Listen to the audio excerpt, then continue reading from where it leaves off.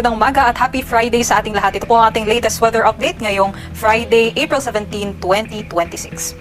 Ngayong araw magpapatuloy po ang maaliwalas na panahon sa buong bansa. Especially dito sa may northern at sa may central Luzon, patuloy pong umiiral itong ridge ng high pressure area o yung extension nitong high pressure area na magdadala ng mas mababang tsansa ng mga pag-ulan. Samantala sa may southern Luzon, Visayas at Mindanao, possible pa rin naman yung mga isolated rain showers o yung mga thunderstorms. At ngayong araw, binabantayan pa rin po natin itong bagyo na nasa labas ng ating PAR, itong si Typhoon Sinlaku na nasa layong 2,485 kilometers sa silangan ng extreme northern Luzon. Hindi na po ito papasok ng ating PAR at hindi na direktang makakaapekto sa ating